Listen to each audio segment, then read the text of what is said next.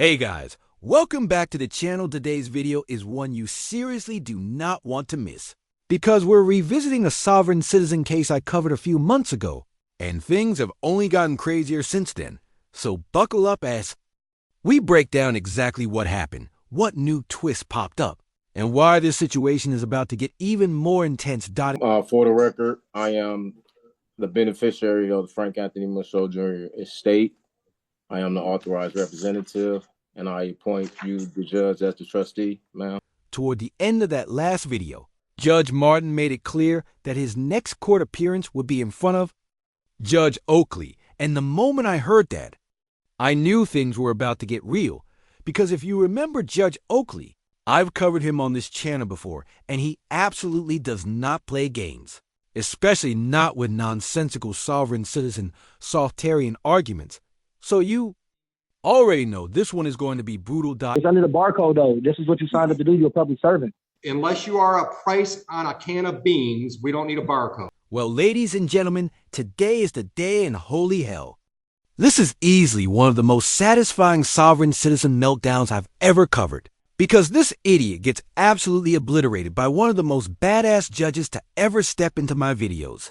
And trust me when I say this, you have never heard a judge go off on a sovereign like the way you're about to hear today. So buckle up, because this one is wild. Let's get into it. All right, appearances for the people versus Frank Michaud Jr. Good afternoon, Your Honor. Mohammed on behalf of the people, P86771. Nice. You have work, so Yeah, you're on trial here.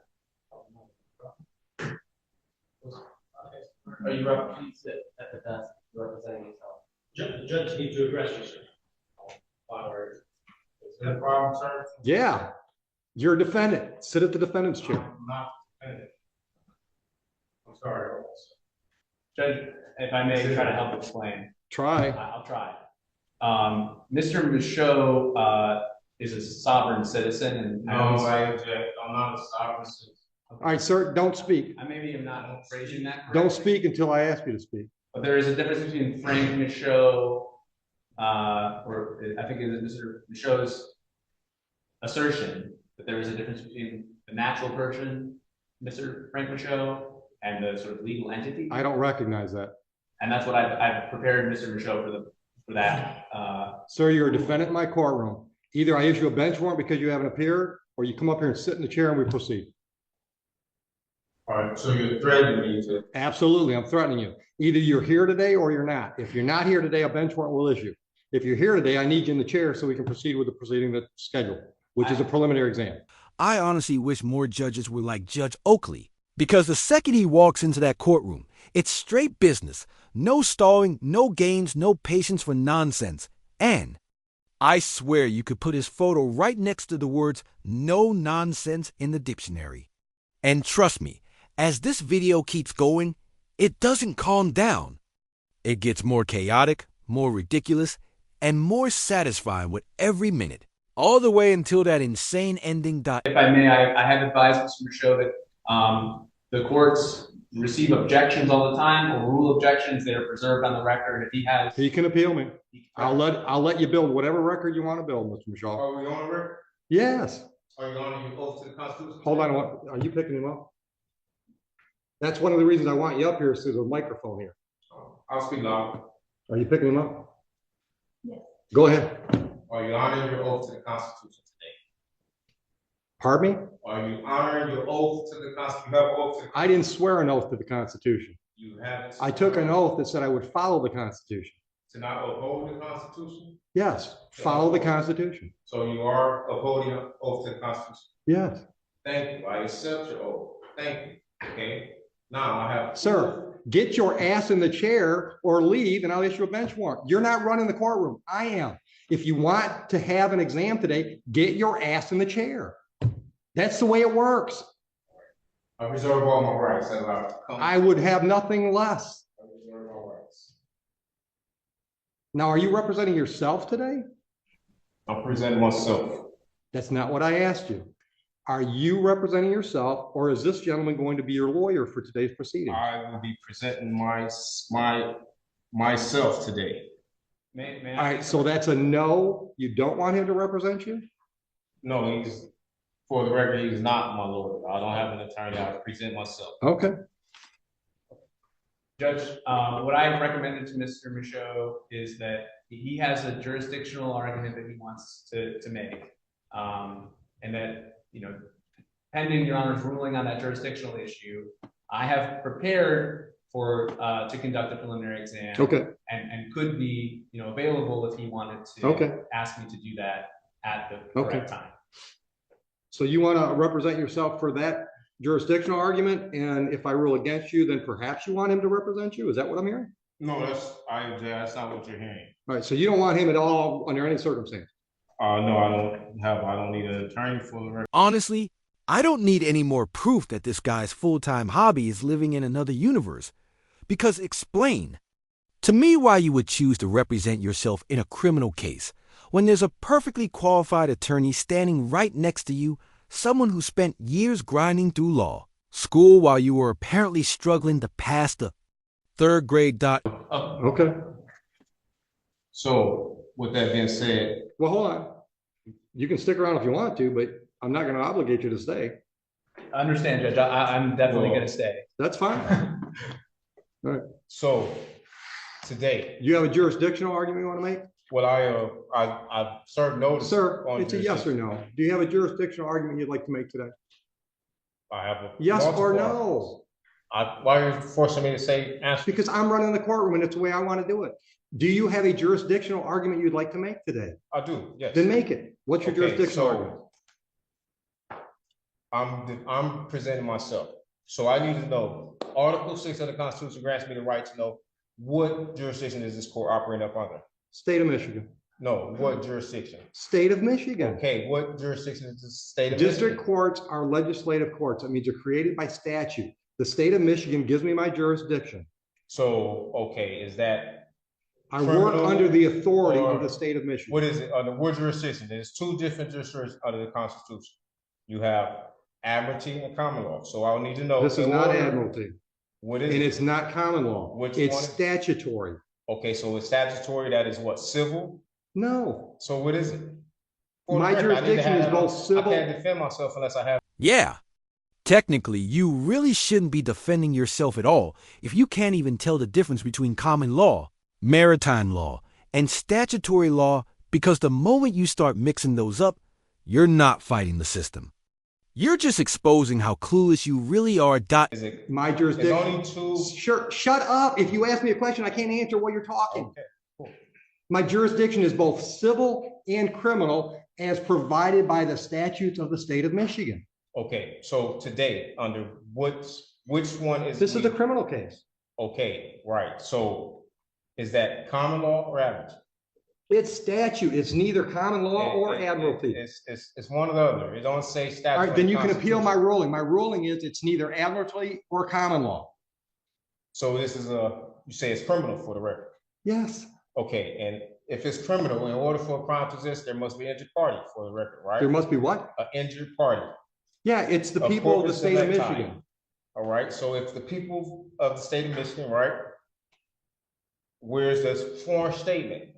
Where's what? A sworn statement. I have a right to see a sworn statement saying I injured someone. There's a complaint in the file. Sworn complaint, signed, you want to see it? Affidavit, sworn affidavit? No, it's not. I don't think it's an affidavit. Well, okay, so. You said you wanted a sworn complaint. From an injured party. Who have I injured for the record? The state of Michigan. How can I are bringing the charges? How can I injure the state? Sir, sit down. Sit down. I'm not. Sit down, or I will hold you in contempt. Another threat. Wow. You're probably going to hear more than one. I see. Do you, though? Because all I see is a judge who's completely fed up with dealing with an absolute walking headache. And now that same loudmouth is about to learn the hard way what happens. When you refuse to sit down, shut up, and follow simple courtroom instructions. And seriously, can we take a second to appreciate judges like Judge Oakley, because he's the kind of no-nonsense expert who makes sure people who come in acting crazy don't just run their mouths. They find out the consequences real quick. All right. I am ruling that I have jurisdiction. You are free to appeal that to the circuit court. Proceed. Do the people have a witness they'd like to call in the exam? Yes, Judge, the people are prepared to move forward. Just as a quick preliminary matter, we'd request a mutual order of sequestration with an exception for the OIC. Right. So again, I'm not asking you to talk. Ma'am, are you a possible witness in this case? Okay. All right. And would you mind putting your name on the record, please? Counsel, I want to look at the lady. Would you mind putting your name on the record? she's a witness. She is a witness. Sir, you speak again when I haven't asked you to, and you're in contempt. And we'll deal with that first. The reason I need your name is because if you appear somewhere down the road and want to testify, we have to know that today you were in the courtroom. And I can't do that by taking a picture of you. So I'm asking you to state your name. Your witness. Yes. Sir, you are in contempt of court. That's a $100 fine. Speak again when it's not your turn, and I'll continue to up the ante. Clear? You can speak now. I've asked you a question. I object. I don't give a shit if you object. Is it clear what I said? I'm waiting for an answer. I said I object. What am I supposed to say? I want to know if you understand you've just been fined $100 for contempt. I don't understand.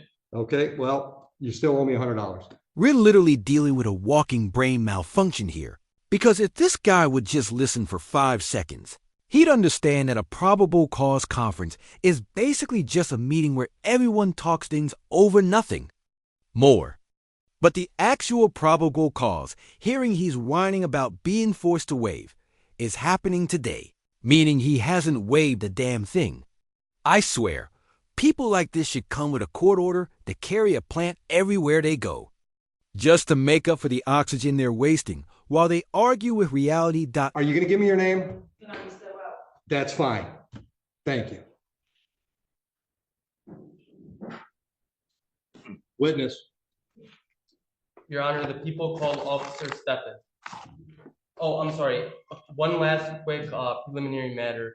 Pursuant to 76611D, we'd like to introduce a certified registered of action in regard to this individual being a previously convicted felon. I object. Hold on. Have you showed that to him? I object. I object. What's your objection, Mr. Michaud? My objection is that I am here under the guise of Bless you. probable cause conference. And I don't know how we're here at a preliminary exam when I did not waive any right to waive a probable cause. This is a preliminary exam. This is okay. So right here, This is the probable cause hearing. it says it's All right, it stop. Right now, the question on the table is you've objected to admittance of that document. I want to know what your legal objection is. I'm also objecting. What is your legal objection? To not waiving my probable cause hearing. Denied. That's admitted. Under what grounds am I denied? Not because you didn't give me a valid objection. I object. You can't just object. You got to explain with the valid objections to the evidence. That we are having a preliminary exam when I haven't had a probable cause hearing and that I did not. They're the same thing, Mr. Michaud. It's still on this. Mr. Michaud, they're the same thing. But it's still, I have a right to a probable cause. Am I right or wrong? Sure, try. Am I right? Do I have a right to a probable cause? That's what today is scheduled for. But today it says preliminary exam. Right here it says probable cause conference. And today is a different date that says a preliminary. Have you ever had a grilled cheese? If it was different. Have you ever had a grilled cheese? If it was different, why would it have two separate Have you ever had a grilled cheese? I object to any of that. Why would it have two separate columns? Take him out. Why would it have two separate columns? I'm not playing this game with him today. If you think you can get him to shut up long enough so we can have our hearing, we'll do it. But I'm not going to let him try to run my courtroom. Okay, I'll just be very brief in my one attempt here.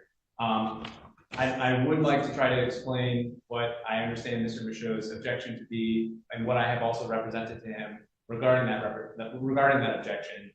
Mr. Michaud, I think the court record will reflect, had a probable cause conference first on November 29th and then again on December 20th. I have disclosed, I think I've been very transparent with Mr. Michaud that probable cause conference is a bit of a misleading name because probable cause conference under the court rules does not require that probable cause be established. Right. At the second probable cause conference, Mr. Michaud was caring for a sick relative, so he wasn't able to attend that probable cause conference scheduled December 20th. Which didn't hurt him at all. Right. I represented him on that day, and I asked the court to waive his appearance so that he could remain with his family. Which we did. I understood to be his wishes. I may now understand differently that I misrepresented him in some way, but my goal was just to be able to conduct a probable cause conference where we were going to find out if there was any offer, whether discovery. You don't have to tell me what they are. I know what they are. I know, but I'm just trying to. And I'm trying to explain it to him too, but I'm not going to talk over him. Right. And I'm not going to play that crap today. Right. So if you want me to explain what's scheduled today versus what was scheduled last time, I'm happy to do that. But you got to be quiet while I'm talking. Clear? Oh, dude, I hear you. All right. The last court date that we call a probable cause conference is like a pretrial on a misdemeanor. It gives the parties a chance to discuss the case and see if there's any resolutions prior to the next step. Next step being preliminary exam. At the preliminary exam, the people have to prove to me that there's probable cause to believe that there was a crime and there's reason to believe you were involved. That's what's scheduled today. That is a probable cause hearing. Probable cause conference is just a name that we all came up with instead of saying it's a pretrial for a felony. Do you have any questions based on that?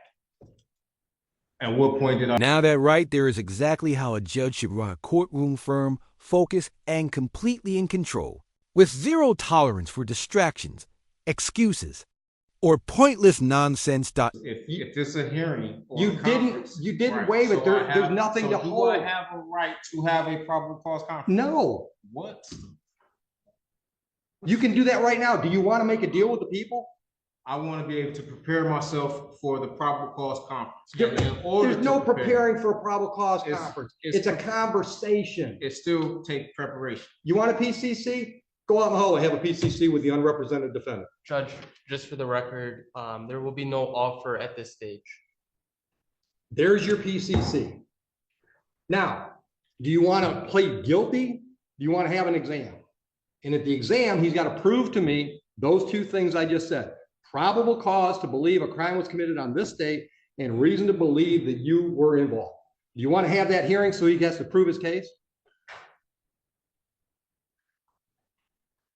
Or do you want to waive? That's the other option. You can waive the preliminary exam and we'll take the case directly to circuit court level 2 weeks down the road for an arraignment on information, which I would describe as another pretrial on a felony, where you and the prosecutor can discuss the case, see if there are any offers. That's another option.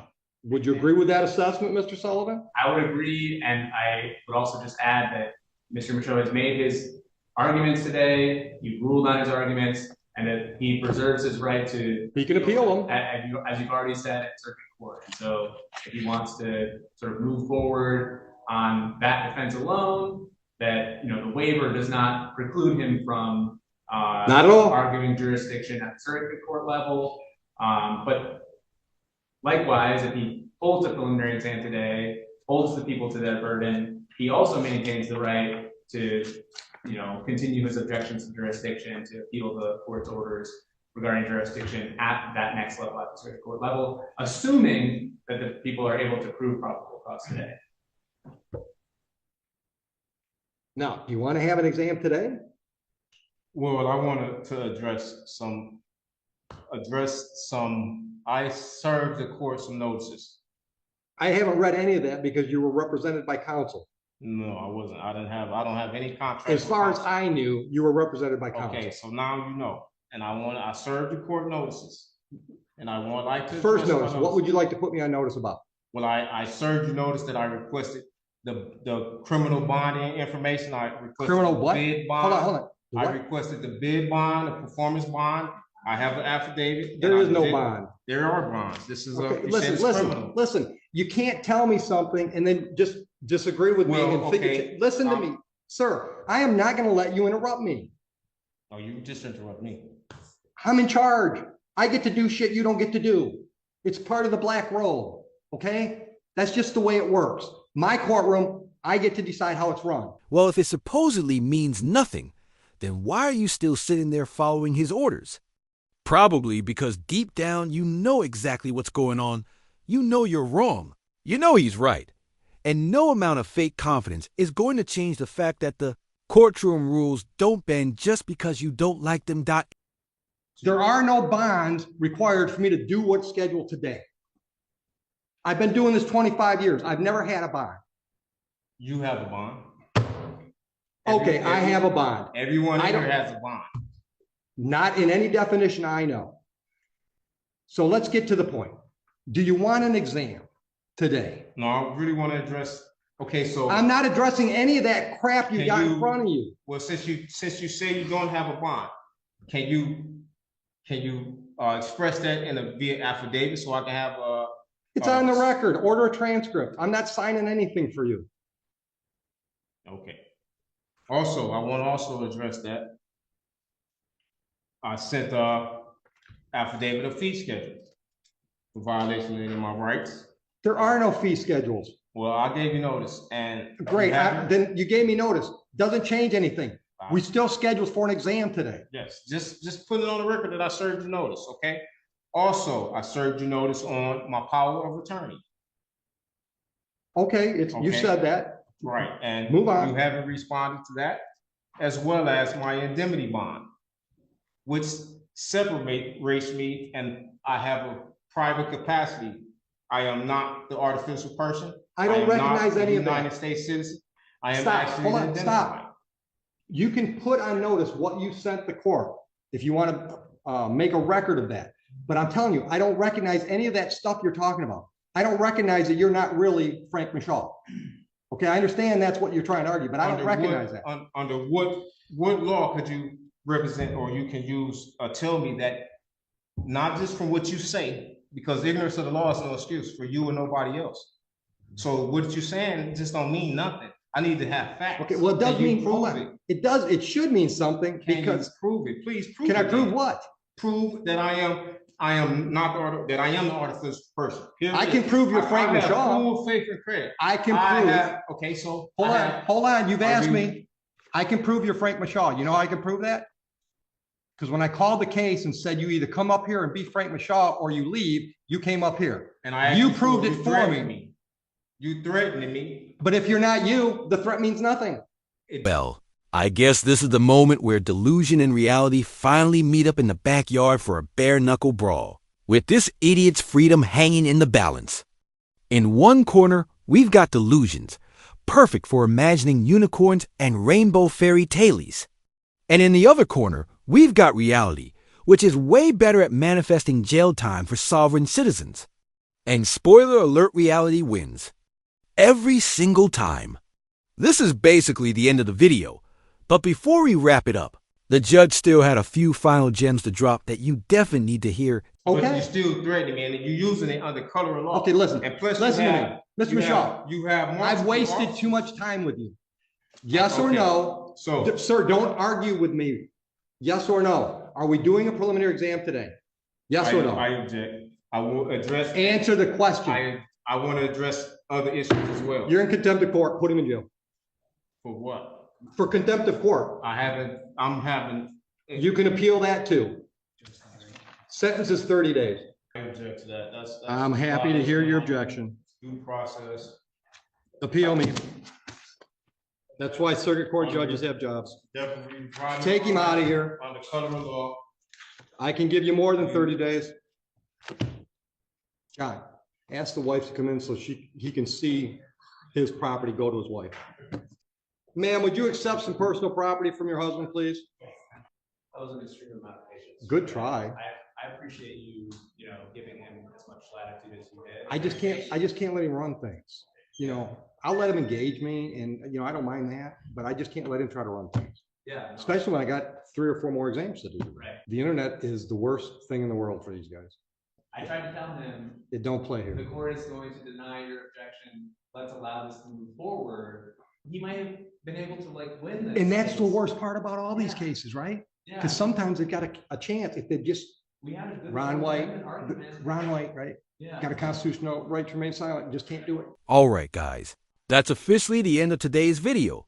But don't Get too comfortable, because this story is far from over.